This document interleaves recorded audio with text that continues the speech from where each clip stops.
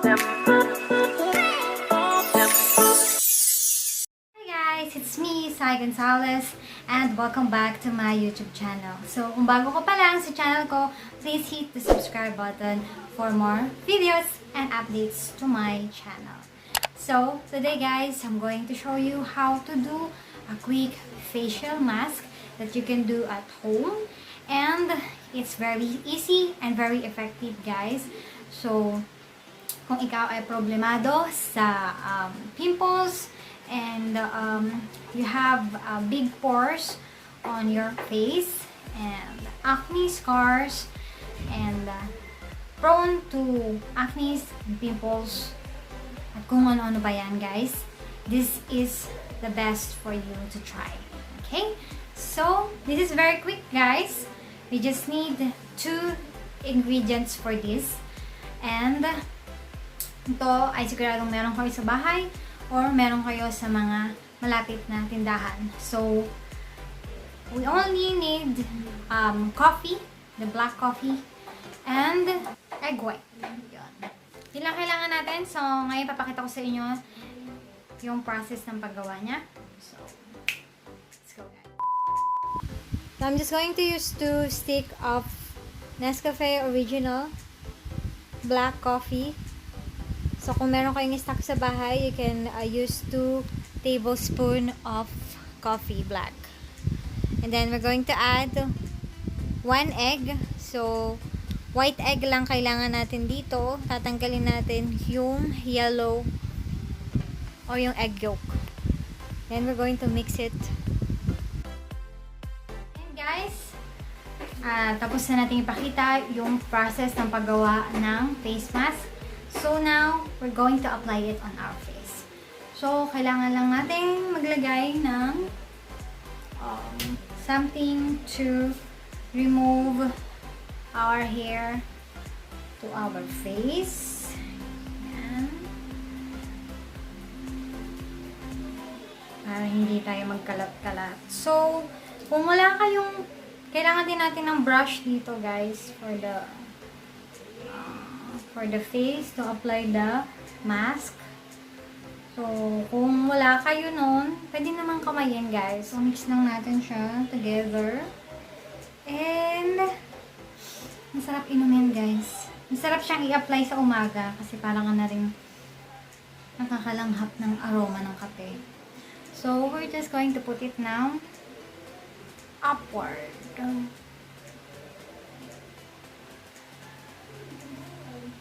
So you can feel the cooling effect of this one while you're applying it.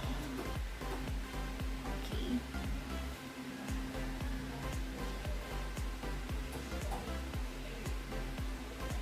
So this is very quick lang to apply also. And to do. So, you can share it with your family. Kasi hindi niyo naman kayang maubos yung ginawa niyong face mask. And, napapunta siya sa bibig ko. Hindi rin siya pwedeng gamitin ulit. Kasi, mapapanis yung itlog. So, kailangan natin gumawa ng bago. Punta siya sa bibig ko. Kaya gusto ko rin na brush yung gamitin kasi we can put it equally. We can spread it nicely sa face. Yan.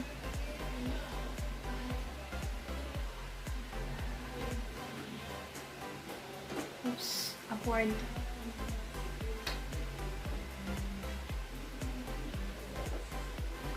Ayoko siyang malasahan.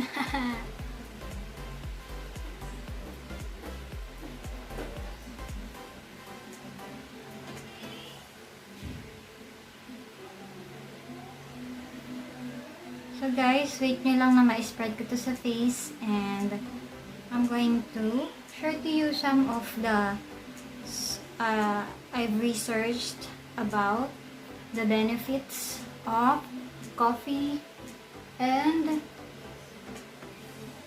egg white to our face. Kasi hindi naman natin ito ipapahid ng wala namang magandang benefits, guys. So, kung allergy ka sa egg, please don't use it. Okay? Kasi ayaw natin na magkaroon ng red spot or kahit ano bang side effect sa inyo ng egg kapag kayo ay allergy. So, hindi ko lang kung meron ding allergy sa coffee.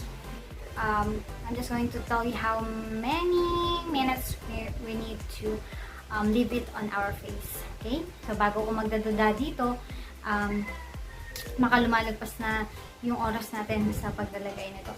So, sabi sa research ko, we can leave it at least 15 to 20 minutes. And kung marami kang time, you can leave it at least 30 minutes. I'm going to leave it 20 minutes, okay? So, para hindi natin siya ma-over or hindi balasan yung time. So, 20 minutes tayo, guys. So, kayo, kung kaya nyo ng 30 minutes, do it. And ako, I prefer the 20 minutes. Okay? So, the benefits and good thing that will going to happen on your skin when you use this DIY face mask. Or, first of all, for the egg white. This can help to tighten and firming your skin. So, if you have acne-prone skin, this can help your problem. Okay? So, para ka na rin nagpa-botox kapag gumamit ka nito. Kasi, ganun yung effect niya eh. Nalilift yung skin natin. So, it is good for anti-aging. Yan. So, ngayon nga nararamdaman ko na nagta-tighten yung skin ko. So, medyo nahirapan na rin ako magsalita. Kaya, bibilisan ko na to bago pa hindi ko ma-open yung aking bibig. Yan. So, for the coffee, guys, this can help with the puffiness of the face, especially when you wake up in the morning. Yung mamaga-maga pa yung mukha natin. Maganda tong ilagay dahil can remove extra fluids on the skin. So, lalo na kung oily ka, it can give you a glowing skin throughout the day. Okay? Let's see what happens after 20 minutes of leaving it on our face. 20 minutes later. Okay, so 20 minutes na. And sobrang tigas na niya, guys. So, feel ko na nababanat yung face ko. Sarap siya sa pakiramdam. Kakaibang feeling. Para kang gumamit ng mga clay face mask. Biruin mo, napakamura lang nito. Pero yung effect niya parang clay mask na din na nabibili natin na nasa 100 to 200 plus. Ito napakabilis gawin and napakadali lang at daling hanapin ng mga ingredients para sa DIY na to. So, I still have to remove this on my face so I can show you what the effect of it. So, I'm going back here after I rinse it.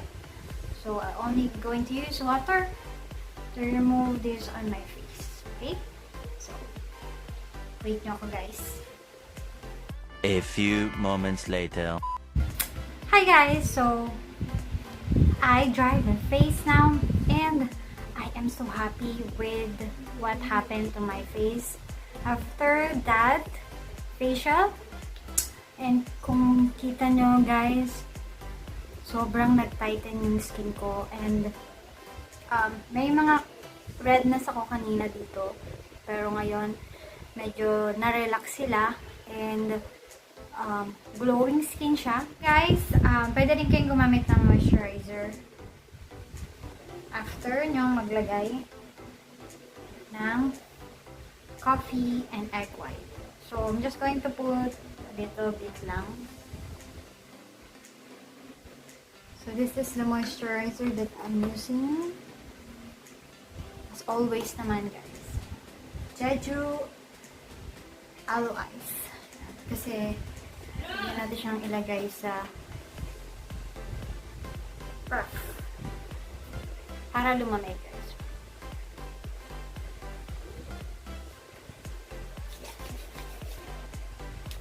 Pero ngayon, guys, sobrang ginhawa niya sa face. Talagang wala akong masabi. So, I am sure na gagawin ko ulit to, guys. And ang marirecommend ko sa inyo, kung oily kayo, do it at least every other day. Pero kung sensitive yung skin nyo, pwede nyo gawin once a week or once a month. So, nasa sa inyo yan, guys, kung ano yung magiging effect nito after nyo magamit. So, yeah, that's all, guys. And kung may natutunan kayo ngayon, please comment down below. And kung meron pa kayong gustong ma-try or ipatry sa akin na DIY facials or pampaputi or kahit ano pa yan, guys, just comment down below. So, please follow me on my Instagram, Facebook account, and please subscribe to my YouTube channel. So once again, I'm Sai Gonzalez, and that's all, guys.